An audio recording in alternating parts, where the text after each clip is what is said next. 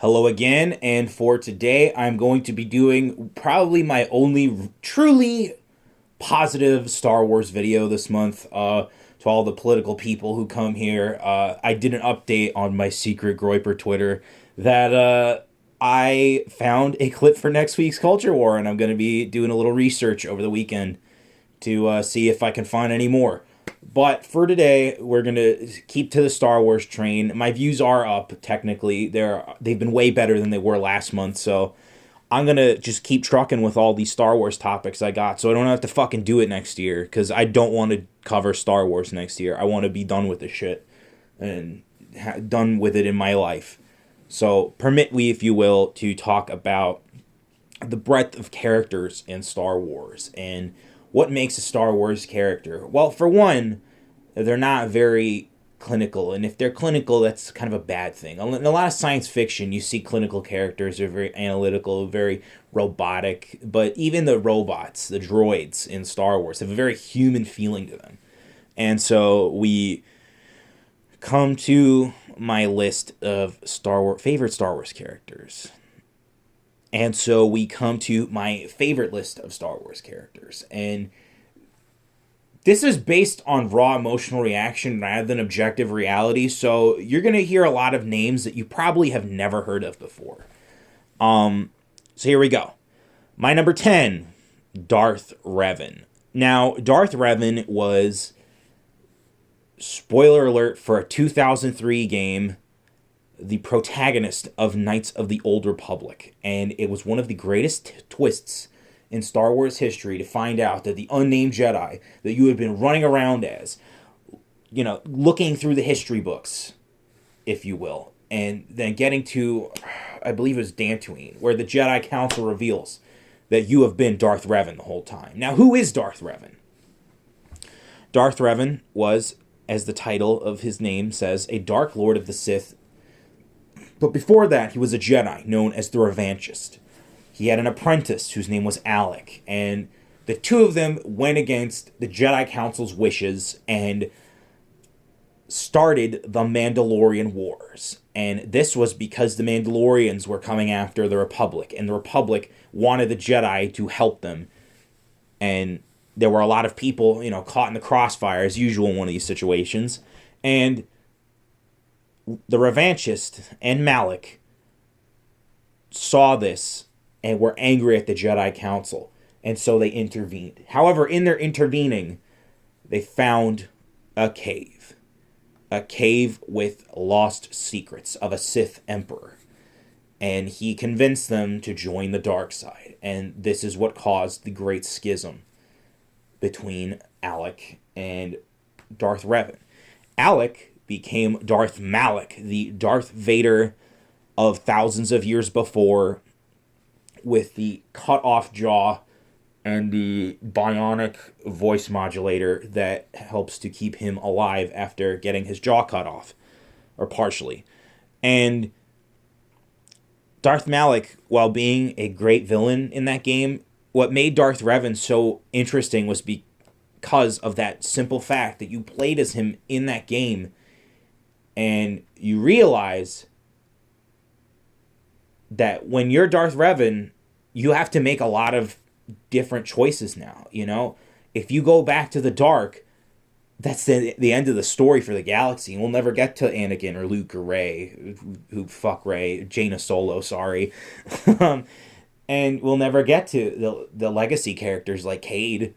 And so with Darth Revan, what we have is a great story and an enigmatic, unknown character, much like in American mythos with the Tomb of the Unknown Soldier. We never know who he is. We don't really know who Darth Revan is under the mask.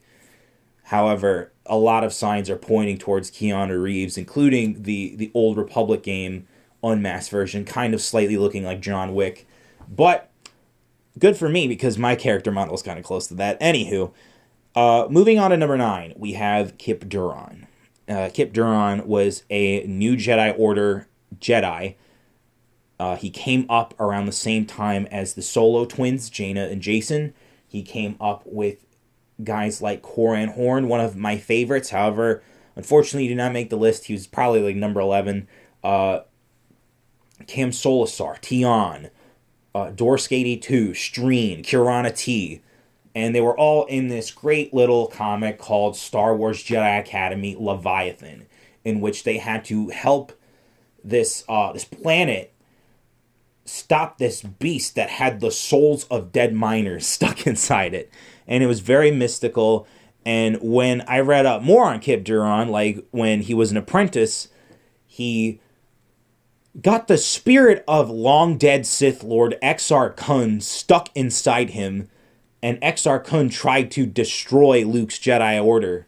And Exar Kun, in the Star Wars Legends lore, is the Sith Lord who first wielded the double-bladed lightsaber.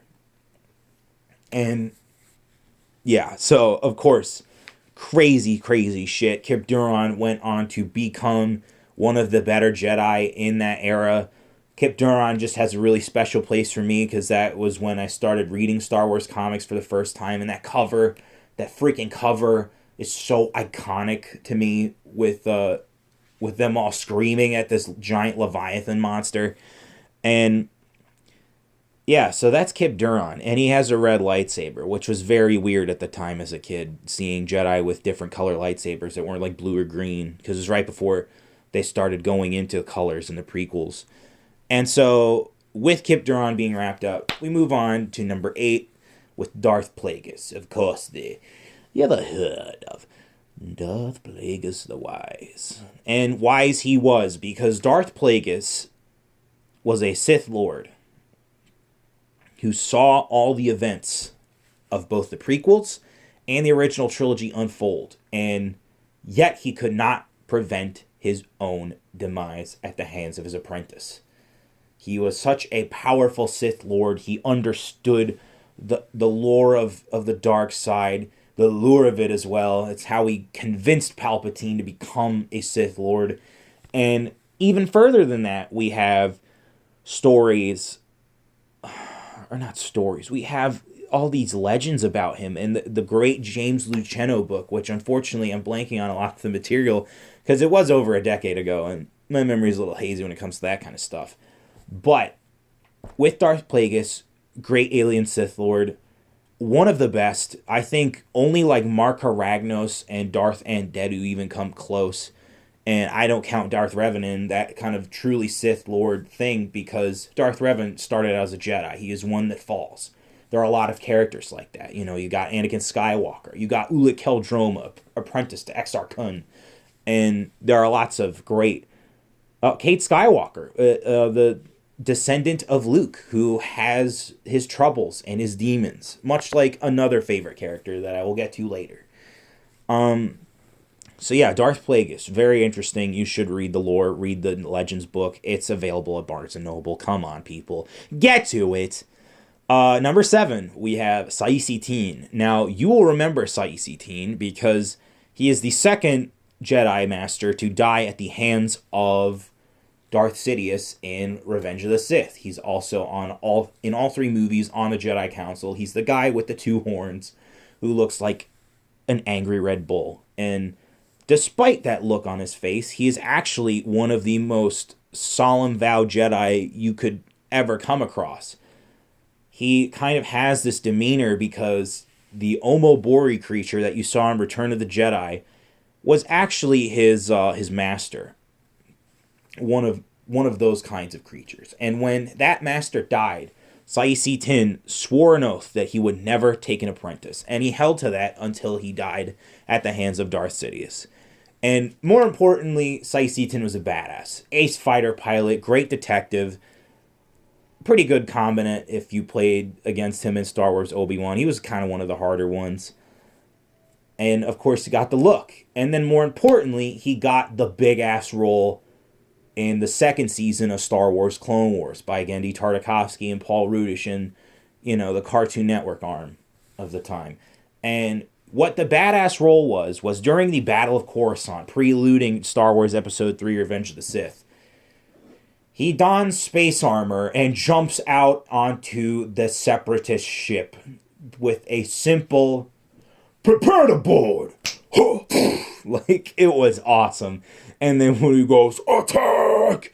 And Force pulls his lightsaber to his hands in the middle of space and leads the space siege. Never saw that in Star Wars. Again, those cartoons were like Star Wars: The Force Unleashed, in that they were very OP Jedi. But you know what it did for me as a kid? It showed that even if the movies can't necessarily get the funds to be that extreme with the Jedi are that powerful. And it's been true ever since for me. Jedi are very powerful. I think that's why I gravitate towards them. But I gravitate towards them because they know the risk of power, much like Superman. That they know that if power corrupts them, then there's nothing that will stop them from destroying the world. And so that's why they're hesitant to use darker powers. But we'll get to that later. My favorite bounty hunter is number 6.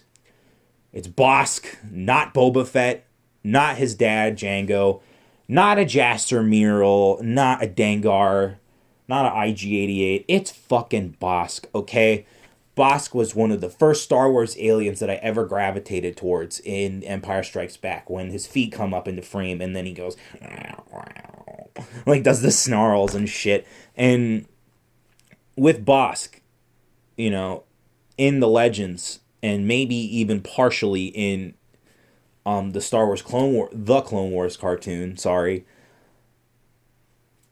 Bossk hated Wookiees. And so Bossk was the foil for Chewbacca. And they didn't really get to this in the movies, unfortunately. But what made Bossk so interesting was that Bossk and Chewbacca really fucking hated each other. And they would go after each other.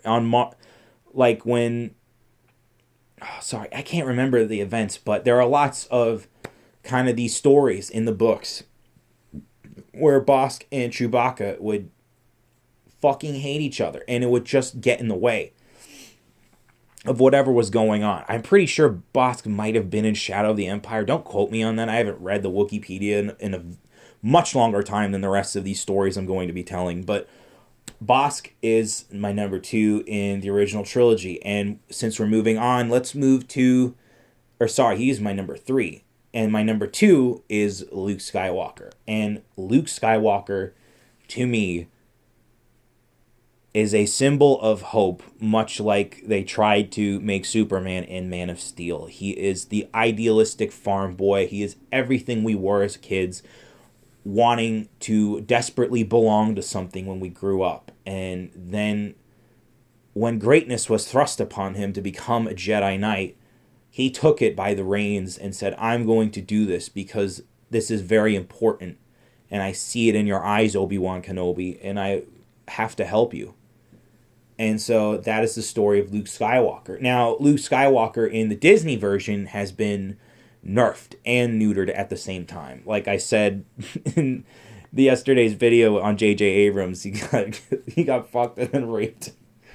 And that is because of Rian Johnson's sole decision to not do what they did in Star Wars Legends. And what they did in Star Wars Legends was make him the hero he was. He was a stalwart defender of the Jedi Order when chaos came at them from every angle, with the New Republic, with the Imperial Remnant, with Dark Jedi freaking everywhere. They use Hong Vong, his own nephew, Jason Solo, turning to the dark side and causing civil war. Luke Skywalker prevailed through all. And it was because, not of the fact that he prevailed against the Emperor, it's the fact that he knew if he didn't stand, then no one else would be brave enough. And that is what makes Luke Skywalker great, is that he knows that only he has the power to really help people in this galaxy through his actions by taking on the baddest of the bad, especially when they try to corrupt you a second time, like in Dark Empire, when Palpatine clones himself and comes back to life as a much younger man. You know, Luke Skywalker persevered through that because he knew if he didn't, nothing would happen. And that is the mythos of Luke Skywalker. So moving on to number 4. My favorite of the New Jedi Order post-Return of the Jedi era of Star Wars Legends character is Kyle Katarn. And Kyle Katarn is super special to me because he's the first video game Star Wars character I gravitated towards that wasn't like from the movies or anything like that, or nothing crazy. And Kyle Katarn, much like Luke Skywalker, was a smuggler. And when I say much like Luke Skywalker, despite him being a smuggler, it's that he was not a Jedi first. He is a Han Solo roguish type. He doesn't really like to play by the rules, except for when his world crumbled and his father was killed by the Dark Jedi Jarek. And Jarek screwed up his whole world. He was just a smuggler. And then he had to become a Jedi and follow in the footsteps of his father before him, Morgan Katarn. And when Luke Skywalker found out about him, of course he needed him to be a Jedi Master, or a Jedi Knight at the very least. And so Luke saw his trials and tribulations against this dark acolyte, Jarek, and his many disciples. And Kyle Katarn took them to task and beat them down, and beat down his apprentice Desan, and beat down Desan's apprentice Tavion, with Kyle's own apprentice Jaden Kor and Rosh Pennon. Kyle was always there for Luke Skywalker when Luke needed him most.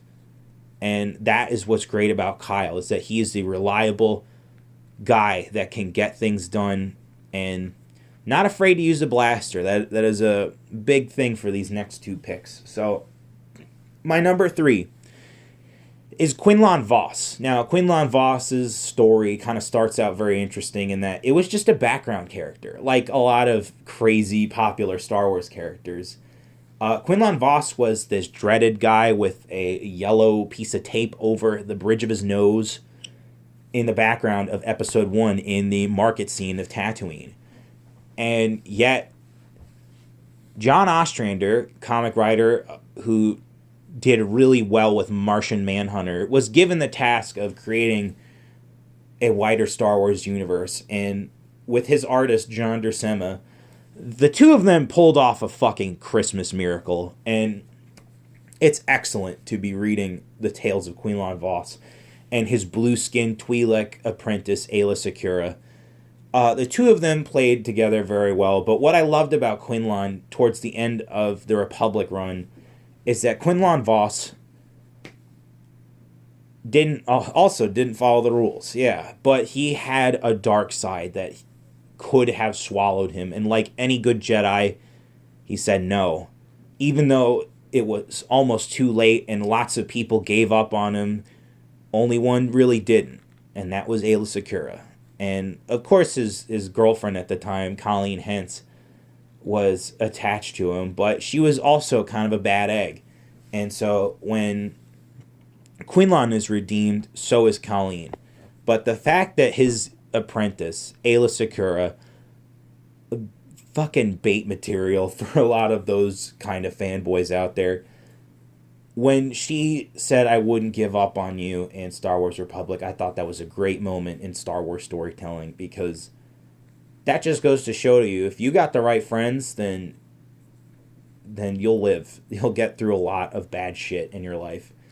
And Quinlan Vos was able to even outlive Aayla and go into hiding with the rest of his compatriots, like his Master Thulm, Jedi Master Tra-Sa, the tree lady, and good old Kruk. Good old Kruk. What a great character that guy is. The whipped Jedi who General Grievous thinks he kills, but Kruk lives anyway into Legacy era. So, number 2. We are getting very close to the end of the list. But number 2 is Obi-Wan Kenobi. As I stated in my primer video, Obi-Wan Kenobi is the quintessential Jedi. You know, he's wise, he's loyal, he has a knack for finding talent in others that they can't find in themselves. He's mystical, and he's faithful to his beliefs. And that is something as a kid that I don't know why I gravitated to. But when I got older, I understood. It's because we saw his whole life story. And I think the Star Wars prequels are more of the story of Obi-Wan Kenobi, as I said in that first video, than they are the story of the fall and rise of Anakin Skywalker. And it's because we have to see Obi-Wan Kenobi at his best, and at his worst, and at his final moments. And to me, the journey of Obi-Wan Kenobi was always so interesting, even in those Jedi Apprentice books, even in video games. Obi-Wan Kenobi was always the guy that I loved to see because he's a great attitude about everything, and he was, again, the archetypal Jedi. And that's why I love Obi-Wan Kenobi so much as a character, and why I think I'm better off than a lot of Star Wars fans who really like Han Solo, because they're not going to be that cool. But you can be disciplined enough to achieve greatness, and that's what Obi-Wan proves as a Jedi Knight and a Jedi Master, even as a Jedi Apprentice in Episode 1. And yeah, that's Obi-Wan Kenobi. So the number one, the big kahuna. Only me and Dave Filoni love this character so stupidly much. And that, of course, is Plo Koon. Plo Koon is the coolest looking alien I have ever seen in my life, even if his mouth looks like a vagina with really weird fallopian tubes on the outside. Like, seeing that mask that he has to breathe because he cannot breathe air like we do, and those goggles so that he doesn't go blind from the oxygen, like, that was so cool to me. Like, it didn't even come across to me as a kid that, like, you know, if they're aliens out there, they can't really live on the same conditions that we do. And so I was like, what? Oh, wow. Like, never really thought of it before. But beyond the cool factor of his costume, the makeup, the prosthetics, the backstory that his entire family were Jedi Knights, his uncle, his niece, himself, Plo Koon was trained by a goddamn Wookiee named Tyvaka. And Tyvaka dies in this arc of Star Wars comics called the Stark Hyperspace War. And Tyvaka has been trying to get Plo Koon to get a seat on the Jedi Council. He's been vying for him. And Plo Koon is really unsure of himself. But when his master dies at the hands of some cowardly-ass Trade Federation Nemoidian scum, Plo Koon grabs the situation by the balls and says, we gotta win this frickin' war against Iako Stark. And so, the war between the mercenaries and the Republic was led in a swift victory, not by Randolph Tarkin, uncle of Grand Moff Tarkin, but by Plo Koon and his strategy and his cunning and his wit. And even more so, his skill as a Jedi. And Plo Koon kind of died in a really bad fashion. I remember being really sad as a kid because I wasn't really going into Revenge of the Sith ready to see all of my favorite Jedi die in kind of really bad fashions where they were just tossed aside. And I loved Plo Koon so much. I followed every comic book. I own every figure. Nearly. There's one coming out next year, so once that's the case, I'll get that in the sideshow, and I think my collection's done. And yeah, and you know, it goes to the testament of Star Wars and the people that created it, that young kids could fall in love with the background characters even more than the mainstay characters you see on screen.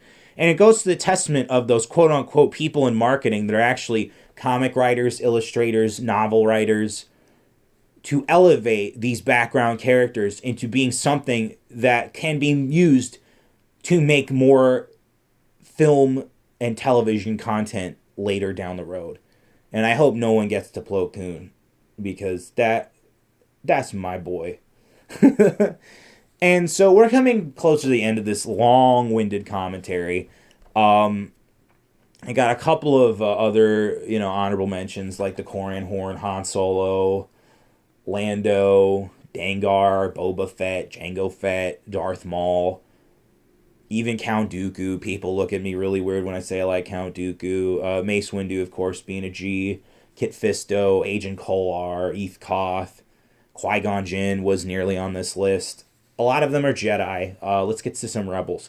We got Wedge Antilles, Talon Karrde, Grand Admiral Thrawn on the Imperial side, General Veers, who the fuck else? Jace Dallin, I believe, from Republic. The clones I really liked were Bly, I think was the best clone, Bly Master Race. Even though he's a Jango Fett clone, Bly was like the coolest. That guy was a friggin' gunslinger. So was Fordo. I love Rex. Wolf grew on me later, but he was kind of like really weird to me. And then, he over the course of the war, he keeps getting disfigured. And yeah, there are so many Star Wars characters, and that's the problem. When you create great Star Wars characters, like the ones I've just mentioned, including the honorable mentions, and then you follow them up with Rey, Finn, Poe Dameron, DJ, Admiral Holdo. Let's get some new ones, too. Let's get Janna, Rose Tico, Lieutenant Connix. And let's get some baddies. Let's get Kylo Ren, General Hux, Captain Phasma. And yeah, it's like, and these characters don't deliver at all, and we're supposed to believe in them. Like, are you kidding me with this shit Lucasfilm that you deleted an entire universe? And I'll get to this more tomorrow. Just for the sake of propping up these garbage characters that have nothing beyond the surface, where all these prequels and original trilogy characters had so much more under the surface level stuff, and they will never get it. And it's because they're not creative people, they are corporate people. But Lucasfilm, if you want to make engaging characters, well, you better tread lightly, because there are so many great ones to bring back.